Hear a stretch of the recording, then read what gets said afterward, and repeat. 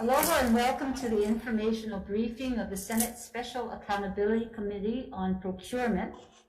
Today is Thursday, August 23rd at 1:30 p.m. We are in conference room 211 with members of the committee.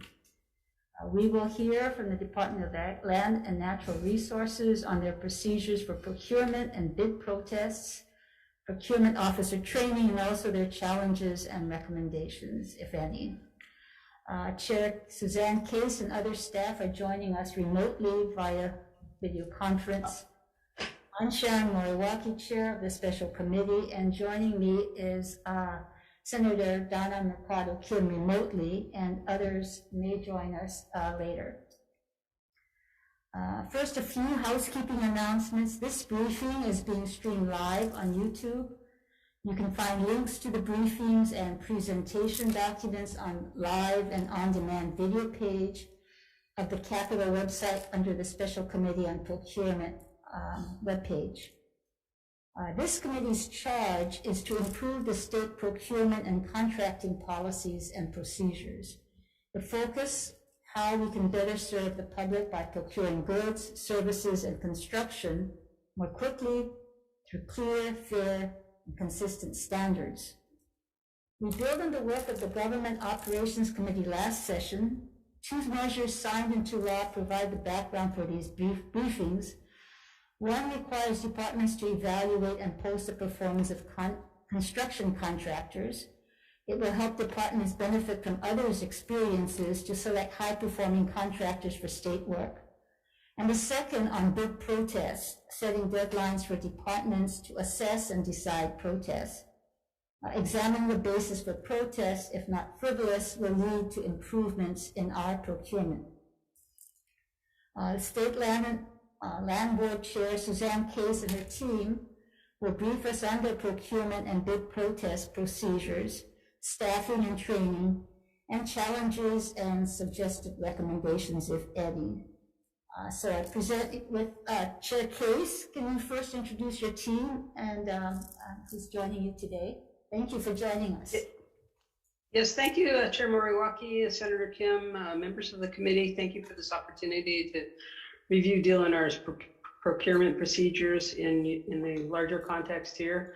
I will go by division and ask Suzanne Case, Chair DLNR, and I'll just ask the divisions to introduce themselves and their staff. So let's start with engineering. Aloha, Chair Moriwaki, Senator Kim, and other members. If there's any, Cardi Chang, Administrator for the Engineering Division. We also have from the Engineering Division, Dina Lau. We also have Terry Wong, Denise Manuel, and Jimmy Kurata, who's also representing engineering as well. Thank you, welcome. Thank you, and then we have our fiscal office, Cynthia Gomez.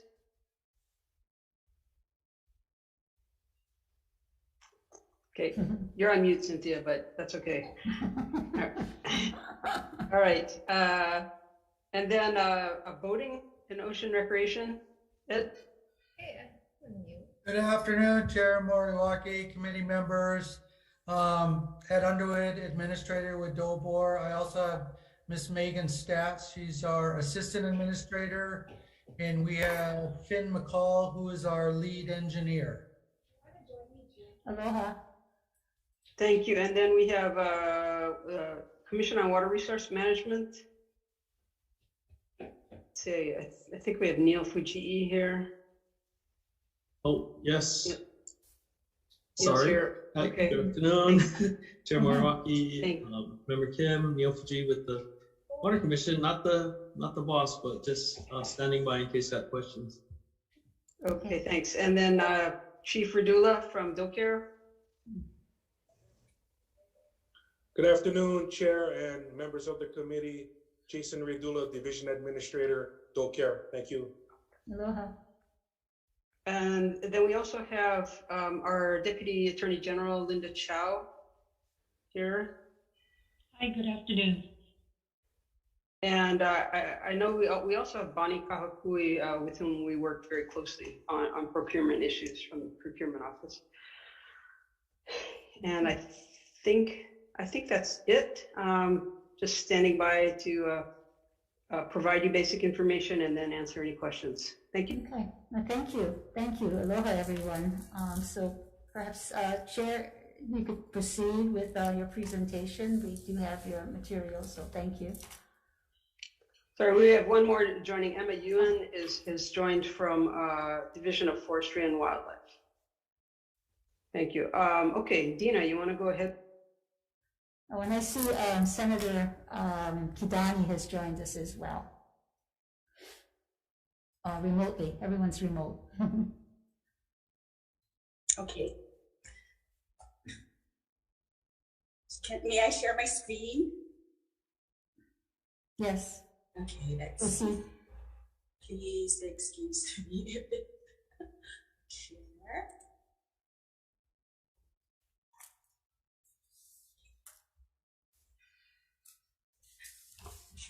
Good. Okay. Good afternoon, Chair Moriwaki, Senator Kim, Senator Kidani, and other members who will be joining us.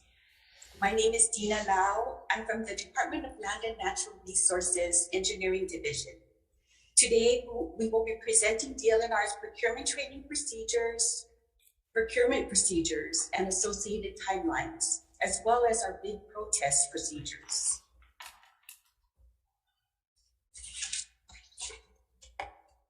Just a little tidbits about our DLNR.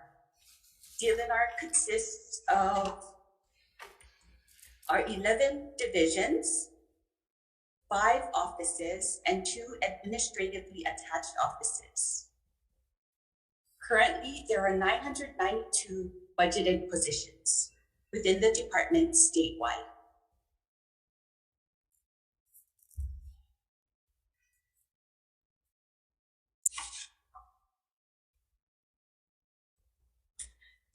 DLNR follows SBO procurement training requirements.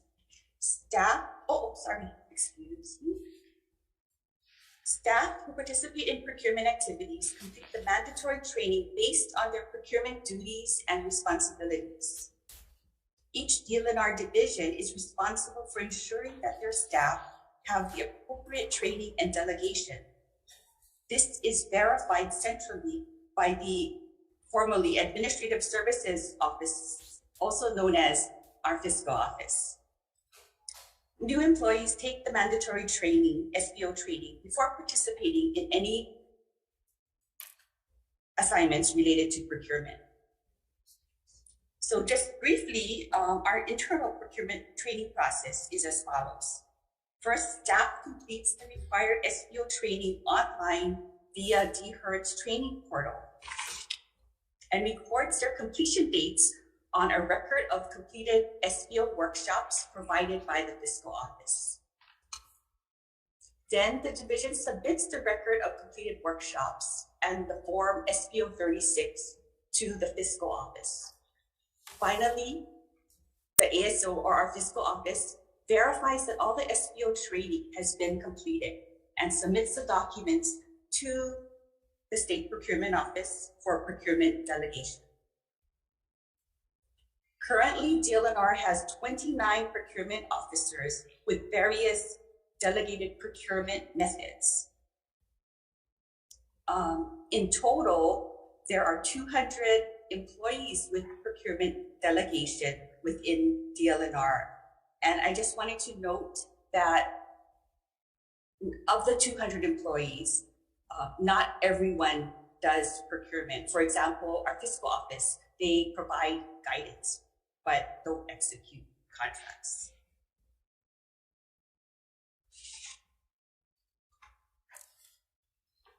So they have to complete the training before that they can actually work on any contract. Is that correct? Correct. That is correct.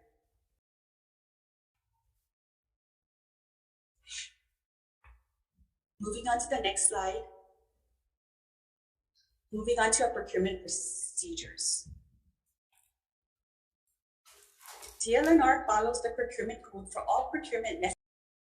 Professional services method of procurement can be used to of a project. This procurement process begins before the beginning of the fiscal year. DLNR solicits professional services for CIP or Capital Improvement Program and operating budget projects. This is solicited on hands, also known as Hawai'i Awards and Notices Data System. All submissions of Statement of Qualifications or SOQs are reviewed and evaluated, and a list of qualified firms for each professional service discipline is created or prepared. So this flow chart shows our general steps taken to procure a consultant using the professional services procurement method, and also the timeline for each step. During the fiscal year when professional services are needed and after planning and design funds have been released by the governor, procurement process for a consultant may begin. The first step is selecting a consultant, followed by contract negotiation and award, contract execution, and contract encumbrance. Once the contract has been encumbered or funded, a notice to proceed is issued to the consultant. This process takes approximately 7 months.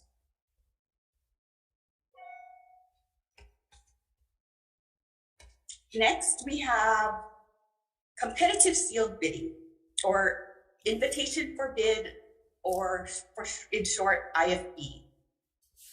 Once the planning and design phases have been completed and construction funds have been released by the governor, the IFB procurement method may be utilized. The flowchart shows the steps taken to procure a contractor using the IFB method of procurement, and also the timeline associated with each step. Bidding is the first step. It includes typically advertising the project on Hawai'i, conducting a pre-bid conference if the estimated project cost exceeds $500,000, and then opening and evaluating bids. This is followed by contracting, the contracting process, contract execution, and encumbrance. The IFB procurement method may take up to 12 months.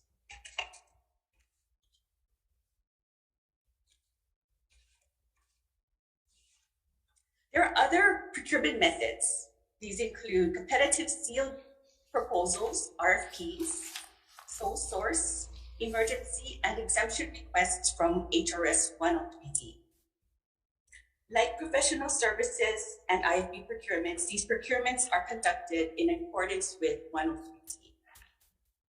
After researching and developing the scope of work and specifications, and confirming that the most appropriate procurement method is being utilized, the division completes the SPO form and submits it on hands for CPO approval. To clarify, this would be for sole source, emergency, and exemption request procurement methods. General timelines for these type of procurements to obtain CPO, to obtain approval typically take 1 to 2 months. After the fact approval after the fact approval for emergency procurements maybe is acceptable, maybe it is allowed for a special basis when there's an immediate or urgent need.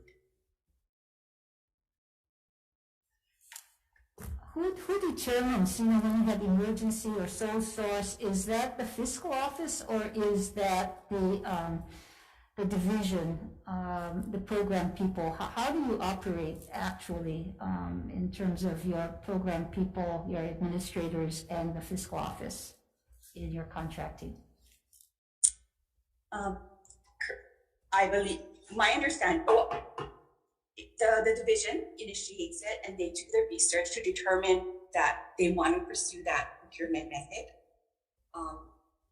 They complete the form and it's routed through the chair's office to the chair to approve. So is there a committee that meets, whether it's construction? I don't know, in your list of contracts, you have a G&S. What is G&S? Oh, I'm sorry. It's goods and services. Oh, goods. It could be goods or services or goods and services.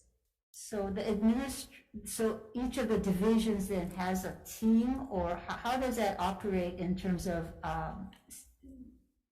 specifying the scope of work as well as selecting whether it's professional services or construction? How does that operate? So you're talking about professional services or construction, not? Yeah, whatever you're contracting out, your procurement process. The selection, the scope of work, identifying scope of work and also the selection of the contractor. Well, can we look at for example, a CIP project? The project development would probably start from planning and design, and then the next phase, the last phase would be to build it, which would be construction. So typical projects will start with professional services for planning and design. After that. And you're using a consultant for doing that, or is that done in-house as a consultant? That's done by a consultant using the professional services procurement method. Who then identifies the scope of work. Yes, so the first step is to select the consultant. After the consultant is selected or favorably ranked, we call it, then the project manager will work with the consultant to develop a scope and negotiate a fair price. So the price is the price related to the percentage of the project cost for the consultant? Is the price related to, you mean the construction cost? How do you determine the price? So you have the consultant, right? You said you have the consultant for professional services for planning and design. So that is how is the cost for that determined? I can try to. Sure, correct. Yeah. So we're talking about professional services only, procurement of professional service, which is basically planning or design consultants. And I guess the question you're asking is, how is the cost of hiring this consultant? Yes. So essentially, it depends on the scope of work, what we're tasking the consultant to do. And there's been some general terms about if your construction project costs X amount of dollars, for budgeting purposes, you may want to estimate somewhere between 10 to 20% of that total construction as your planning and design costs. But then again, it all depends, because there's a number of things that could vary that cost. For the projects that DLNR do, many times there's number of permits that are needed. More permits mean more cost for the design consultant. There's a number of outreach meetings that are required, or not required, but we choose to do because it's going to impact users. So all of these factors really depend on what the scope of work and how much are you tasking the consultant to do.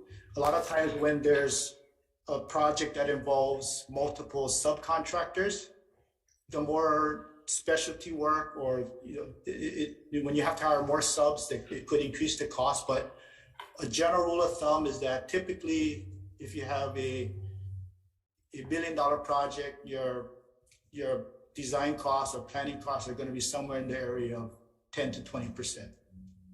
Do we ever go to bid for these consultants for professional services?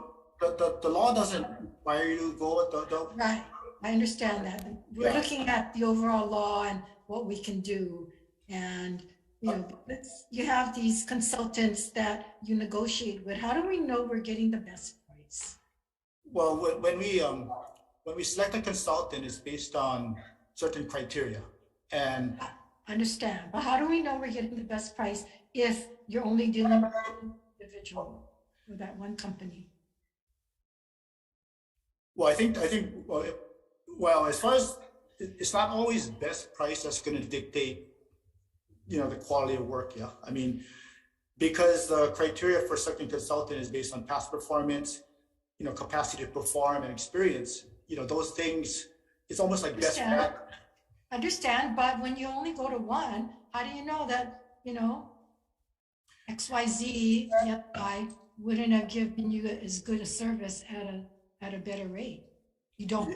You don't, but Clause. we look at the proposal from the consultant, and that's part of the contract negotiation. And if it's unreasonable, you know, we do call the consultant out and say, how come it's going to cost you so much? So there's an analysis or review done by the project manager if we believe that something is inflated beyond what it should be. And we've done many projects, so we more or less know how much it costs to do certain tasks. So we would review it, and then if we don't believe That's a problem, right? That's a problem. You know, and they know, and so you never know that it could be less or whatever.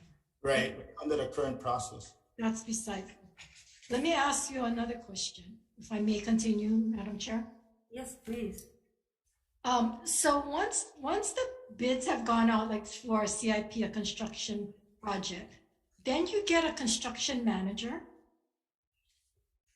Not always. It depends on the scope and magnitude of the project. We have in-house staff that can do all the inspection, the negotiation, and then the processing of payment or processing of change orders.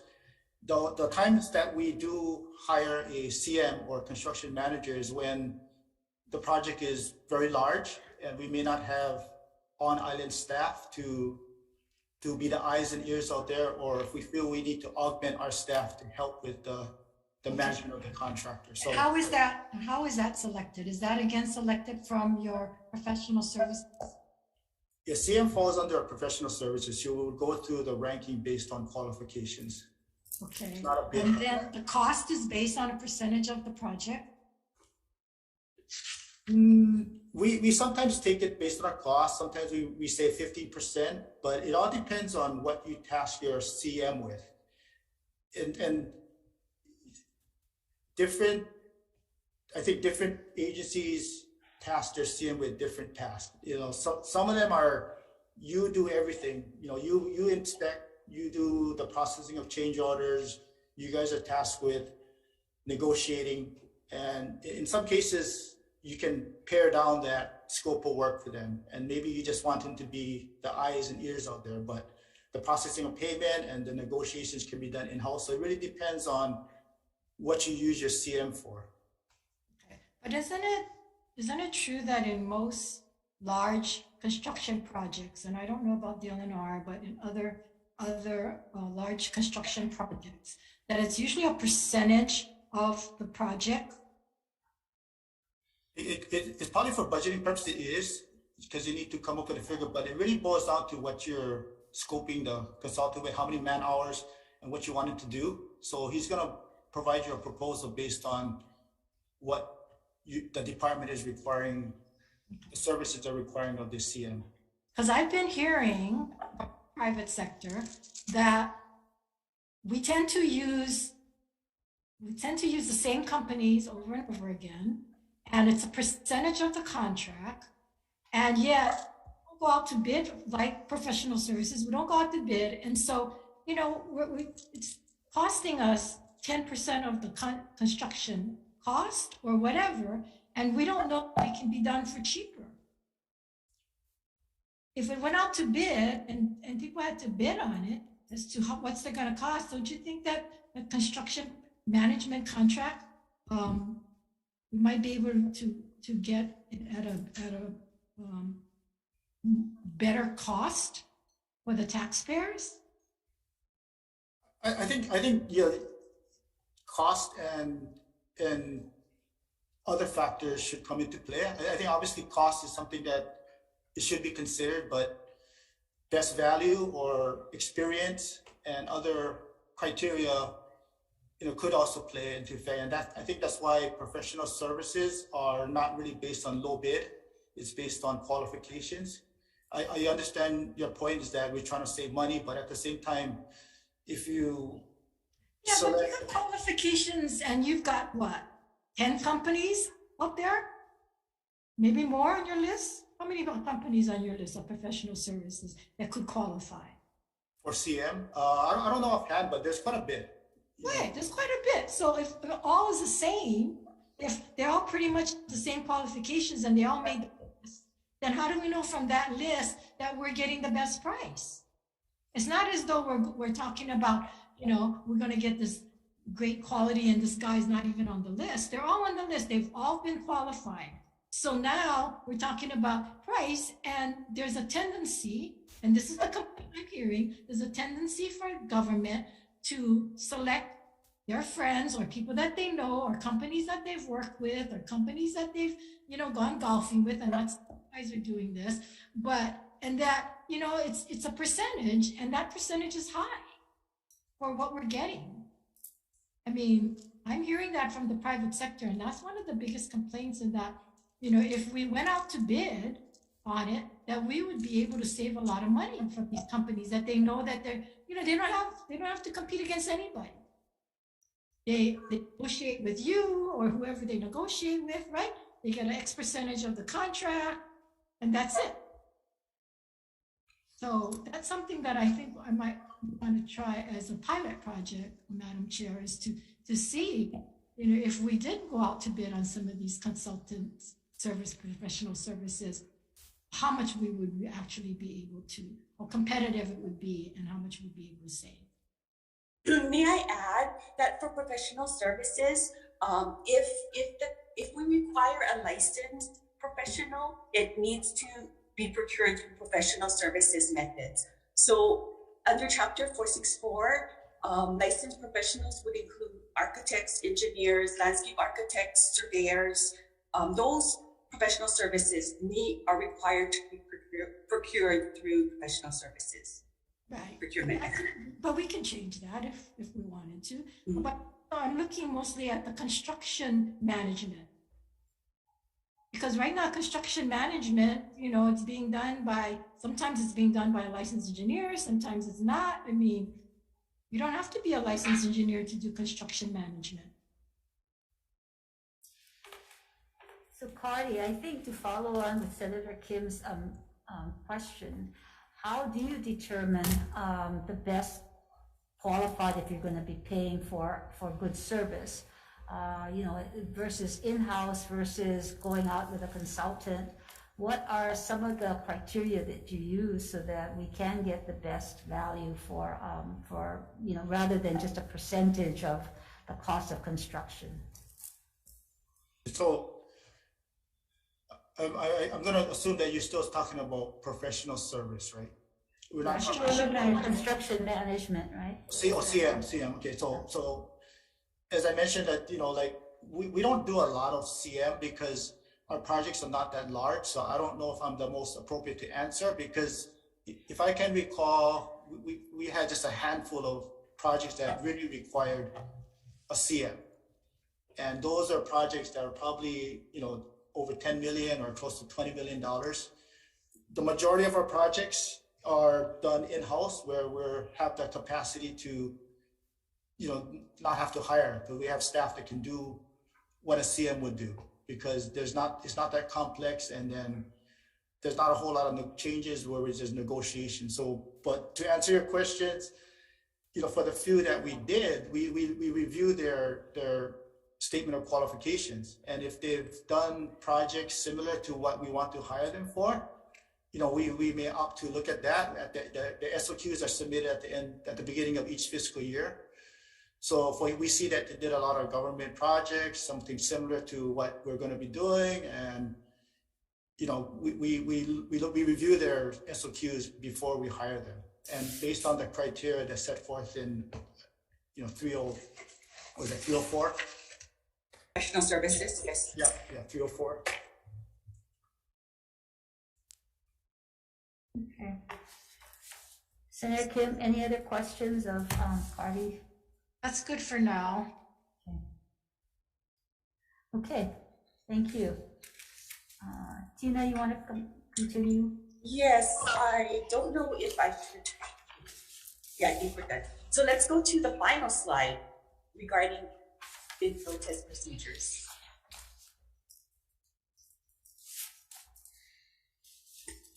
So this, our DLNR's protest procedures follow HRS 103D 701. This flow chart shows our general process for bid protests. Once the bid is received,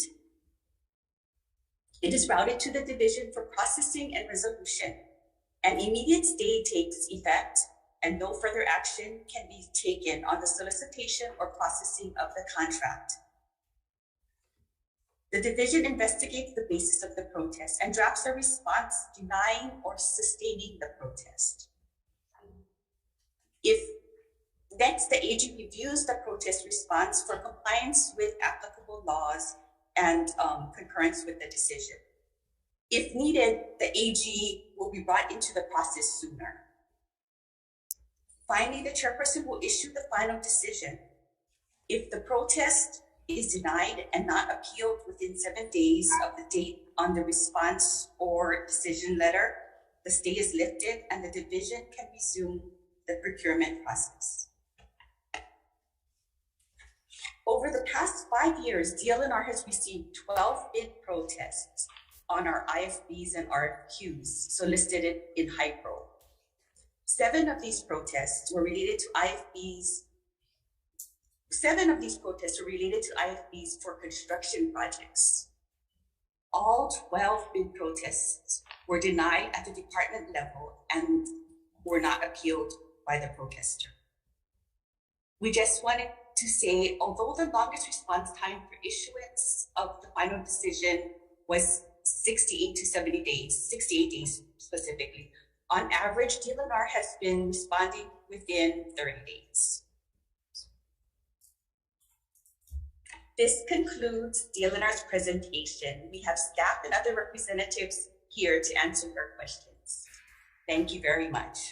Thank you, Tina. I have a question about the bid protest. It seems that when we were going through the session last year, a number of agencies believed that 75 days was not sufficient, but you folks are seeing that you can come up with a decision within that time frame, and in fact, fewer days to make a decision. I'm just wondering, what kind of bid protests complaints have you received? What was the issues that came up that you had protests on? Well, we provided, you must not have gotten our table. We before maybe it had our list of bid protests, but off the top of my head, we received protests for some contractors that were listed and may not have had the correct license. Also, we had a protest because the low bidder, he protested because he didn't have the correct contractor's license that we determined he didn't have, but he protested. Let me see if I can, do you have that list in front of you? No. No, maybe we submitted it too late. I apologize for that. Yeah, and if there's anything else that you didn't submit, we just got this today on the contracts over 100,000, but if you have any other information, you can submit that as well. Okay, we will. Senator Kim, Senator Kidani, any further questions? How often do you use do you use design build at all? We don't do, most of our projects are design bid build, but we are starting to use RFPs more often. And I have Jimmy Kurata here who can kind of talk about the design build or RFP process, if Jimmy wants to share some of his thoughts on where we're going with that delivery method. Well, I guess I'm concerned about change orders and what your experience as far as with design build, as far as how many change orders, what's your experiences have been? Jimmy, yeah, I can talk a little bit to that. I think you still have to do a good job of describing what kind of outcome you want with your project and exactly where you want any kind of facility put or utilities. You still have to do your research on your site conditions. All of these things go into the design build RFP to give the contractor as much information as possible to propose how he would do the project. If the user changes their mind where they want something, or they change the quality of the materials that go into the project, you still would incur a change order if you're if you're awarded and under contract with the design builder. So I don't think that's the purpose of using design, well, not the purpose, but one of the reasons for design code was to minimize change orders, right? But when you say the user is you, right? Is us. Yeah, and that's correct. If we don't know, and that's a problem, if we don't know what we want, or we can't decide what we want, or we don't have a project well developed, and therein the contractor knows that about government, that we're gonna have a change order. That's correct. That's what our job is, to flush out all of those requirements. So we try to get it right when we put the solicitation out. Right, and we don't normally get it right. And so they know that, and they count on that. And when the change orders come in, then we get dinged. Oh, I don't know the right word is dinged. Yeah, you would get hit with a change order. Yeah, we get hit with change orders and we're stuck because, we can't change the contractor. So we got to take the price, whatever the price is that they give us. So, and I'm sorry, I don't have the information, but what kind of change orders record do you folks have on these larger projects? Cardi, I don't typically do construction, so. Yeah, so we provided Cardi, there's one here, the Alawai Canal dredging. It actually went up about $7 million over and 13 change orders. Maybe you can discuss that project because that seems to have been, I don't know if that's design build or what that is. No, that wasn't a design bid. That was a design bid build. It wasn't a design build. So the reason why you're seeing that is, and as you know, there were a lot of constraints that we had for the Alawai, and the money that was appropriated by the legislature didn't all come in one chunk. So the scope of the work was not just to dredge the canal, but to also fix the walls. So there was two components. So when we bid the project out, we wanted to ensure that we could get a viable project to make sure that entire dredging could be done under the base contract, because it wouldn't make sense. And you've seen the barge out there, we couldn't split that up. So we needed to ensure that, whatever $15 million was in the base contract. However, the walls, we got, I think we got $1.8 million in a subsequent year or supplemental year, and another $4 million from the legislature. Those were outside of the original contract. So when we show you the total price, it looks like, how come you start off with 19 and all of a sudden it's 27? Yeah. I think it's misleading, and to explain it is because when we bid out the original price, it was to do the dredging and a portion of the walls. But the entire scope of the project was not just the base. It was the base, which was those three components, but we also had bid out other sections of the walls as additives. So in totality, the project really cost more than 19 million to begin with, but we just didn't have the money all in one time. So we had to find a way to, to do the scope of work with the additional monies that came in subsequent legislative sessions. I don't know if that makes sense. But were you still in scope though, or did you Absolutely. You scope? Yeah.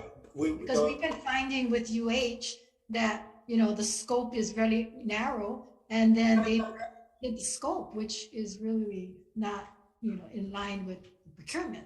So yeah, we recognize that the legislative language is important, and when we request for funding, we make sure that the language is consistent with what we want to do, and we don't usually deviate. We don't deviate from the legislative intent or of the appropriation. So our intent was, if you look at the language of the appropriation, there's always been Alawai dredging and improvements, and the improvements are the walls.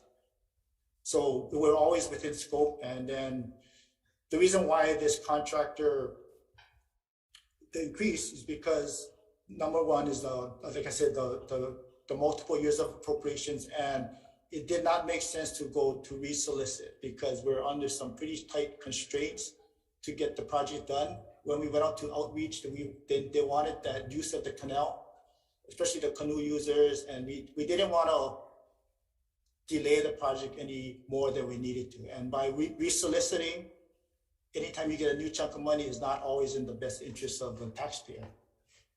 I don't know if that makes any sense, but we made a decision to try to keep it with the same contractor because it was the quickest and the most disruptive to the community. So when you went out to bid, Corey, so you said for the ROI dredging and improvements, you were able to look at the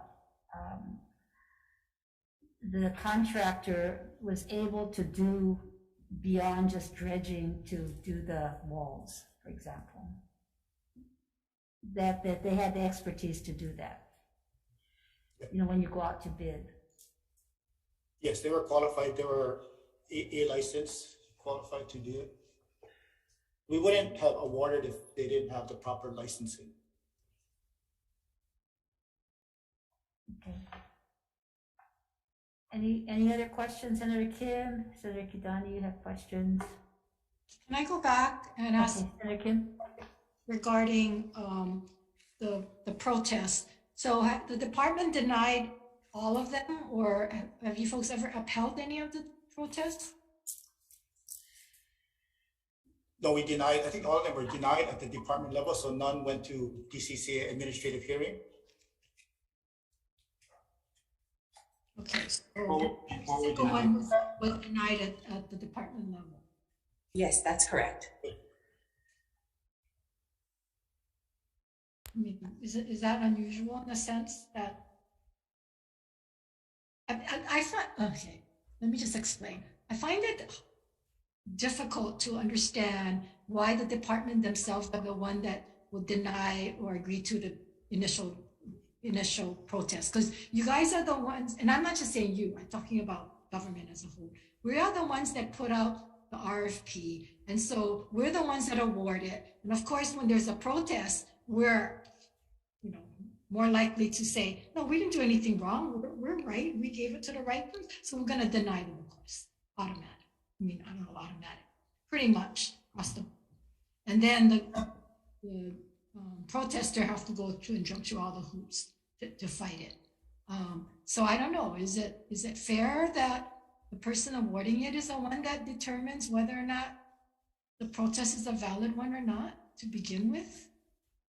Well, I think to answer your question, when we put out plans and specifications and bid requirements, it's fairly objective on what is a responsive or non-responsive bid. So the discretion that the department has, there's not a whole lot of discretion. You know, if you didn't submit a bid bond, you didn't submit a bid bond.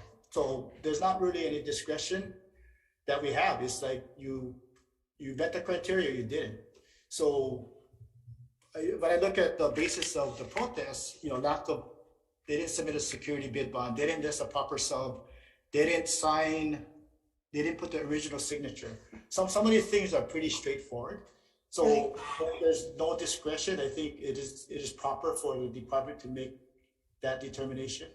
There's a lot of bids, and maybe not DLNR, but there's a lot of bids across, you know, whether it's airports or whether it's highways and stuff, where there's a lot of protests, and many times it does go to administrative hearing, it does get overturned, but it has to go through the whole process, or it takes 6 months before a decision is made, which is why the legislature went in and put a time limit on stuff, because the department just takes too long to make those determinations. But I'm just saying, you know, it's the fox in charge of the chicken coop, right? Because we're not, if we, you know, we're going to try our best not to overturn ourselves, right? Yeah, we try to do when we do an analysis, we try to be, we have to be unbiased, and we look at the specifications, and we work with our attorney generals to make sure that we have a pretty solid case. And just because we denied all of our 12, it doesn't mean that, you know, this is only the last 5 years. if we feel that it needs to be upheld, we would make that decision too. But I understand your point. It could get messy and where discretion may come into play. But at least for DLNR's project, it was pretty objective, and it was a pretty straightforward call as far as they didn't meet the responsiveness. How long it's taken you guys to make the decisions on the protests? What's the longest it's taken you? I think Dina was Yeah, it? that's if you look at maybe I didn't 68 days. 68 days. 68 you see that in your table? It's the last column to the right. I The don't last have. column. I'm sorry. I don't think Sorry. we have yet, that chart yet, so Tina, you can send it in. Oh, I'm sorry. I have, but it was late, so I understand why you don't have it. Yeah. But the longest it was 68 days. And Okay, well, that's good. Okay, thank you. Sorry, I'm going to interrupt real quick if I may. This is Kaylee. I'm Senator Moriwaki's staff. I did send out the chart that Dina sent at around 1:17, right when I got it. So it should be in all the senators' inboxes about at 1:17. Okay, it might take it a little longer to get to Texas now. I apologize for the lateness. I can't seem to find it, but it's okay. Okay, moving on, Tina, do you have anything else, or Claudia, anything else to add to your bid protest or your procurement on various contracts? Anything else? I think Act 224 that was just signed into law is definitely a step in the right direction. Although we resolved our protest within 70 days, that 75-day limit is going to help in the future to expedite a departmental response. I think lifting the cap and going to 1% is definitely helpful. Maybe not so much for small projects, but when you start getting into the 50 million or larger projects, that's going to be a definite deterrent, to frivolous requests for administrative hearings. So I think that definitely will help. And I think, if we do have any other suggestions, we'll be happy to work with this committee. We didn't list any suggestions because we didn't feel that there was a need to change the law at this point in time, because we had much success, and we believe the procurement law has enough tools built in there to address the protest. And we just want to caution that anytime we change a law, we got to look at the unintended consequences, because there's certain requirements we believe that are in the procurement law for a reason, and it's to protect the taxpayer as well. So we had other departments talk about subcontractor definitions. These are some problems that they brought up. Some of the problems that they find in terms of local preference or apprentices. Do you folks have any of that kind of problem in your contracting out? Not so much with the Hawaii products preference. We do have some issues with incorrect subcontractor lists, and that we understand the reason why the prime is required to list their subcontractors. We know it stems from the Okada Trucking lawsuit back in 2000, and we recognize that there's a reason to minimize the chance of bid shopping. So although we've had issues with incorrect listing of subs, I think that it's still a good requirement to have. And I think if the contractors can be better educated on the procurement law and what their requirements are, we wouldn't have these issues, because a lot of it, looking at when we did our analysis, these are all contractor flaws.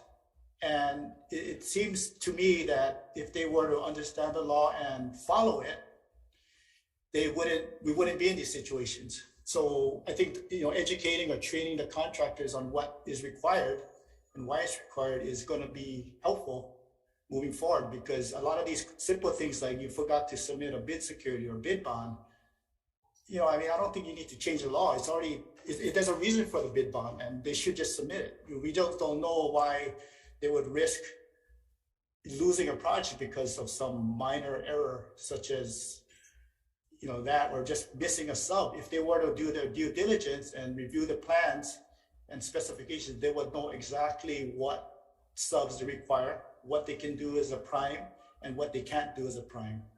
So, if there's any takeaway from this, I think the contractors should do a better job and follow the law, and at least understand it. If they have questions, they should ask. There is a process for contractors to ask. They can submit an RFI. We, like Dina said, we do have pre-bid meetings. Sometimes it's mandatory to hold it, but it's not mandatory for the contractor to attend if it's over 500,000. So sometimes we get one guy show up, but if they were to just communicate and ask questions, I think we would have more quality bids, or bids that comply with the procurement law. So I don't think there's a need to change anything at this point, at least with 103D. Anything else? Any other questions, members? Okay, right, so I think we've covered everything that we wanted to cover, and if you have no suggestions or you have no challenges, I think we've covered the ground. Is Chair Case around and want to add anything more, Chair? No, I think that's it from our side for now. But if you have further questions, we're very happy to answer them, and we will double check to make sure we have all of our material into you for review. Pretty sure we have most of it, but we'll make sure. So Thank you for the time. Thank you. Thank you to you and your team. We appreciate your joining us today. So if there's no other business, this will conclude the briefing for today.